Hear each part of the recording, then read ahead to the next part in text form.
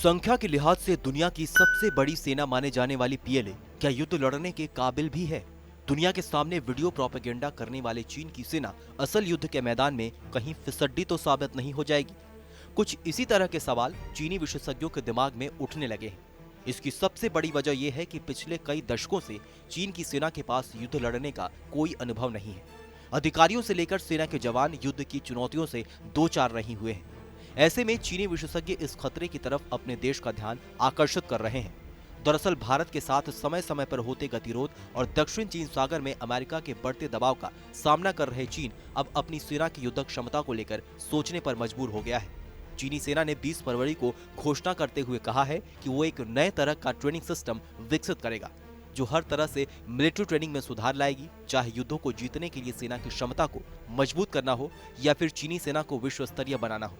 चीनी सैन्य विशेषज्ञों ने रविवार को कहा है कि नया military training system People's Liberation Army को एक्सरसाइज पर फोकस करेगा, जो कि वैश्विक स्थितियों और बाहरी खतरों से निपटने के लिए असली युद्ध जैसा होगा।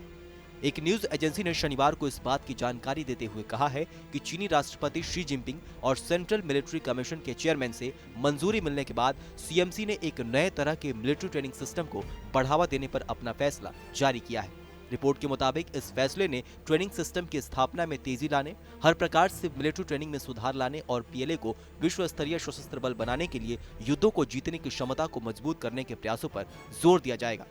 शनिवार को पीएलए डेली की एक और विस्तृत रिपोर्ट में बताया गया है कि इस फैसले ने चीन की सेना को असली युद्ध की तरह ट्रेनिंग करने, संयुक्त अभ्यास को बढ़ावा देने, टेक्नोलॉजी के साथ ट्रेनिंग को बढ़ावा देने, क्षमताओं को मजबूत करने और ट्रेनिंग पैटर्न और कानूनों का पालन करने के लिए कहा गया है।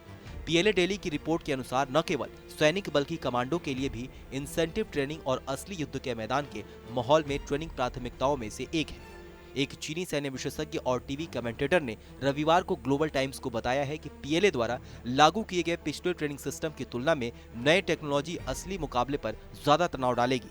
नए सिस्टम में नए तरीकों की जरूरत है, जिसमें ट्रेनिंग उपकरण और इसे समर्थन देने के साधनों की तैनाती शामिल है, ताकि अभ्यास और अधिक वास्तविक युद्ध जैसा बनाया जा सके। अमेरिका सेना के विपरीत, जो दुनिया भर में लगातार लड़ाइयां लड़ती रही है, चीनी सेना ने दशकों से कोई अभ्यास या युद्ध नहीं लड़ा है।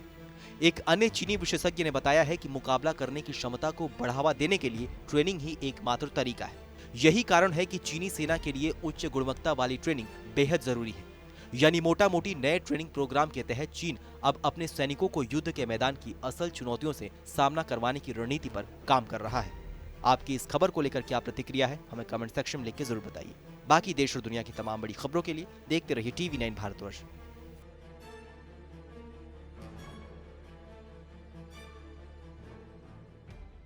फिक्र आपकी, सोमवार से शुक्रवार रात 9 बजे सिर्फ TV9 भारतवर्ष पर।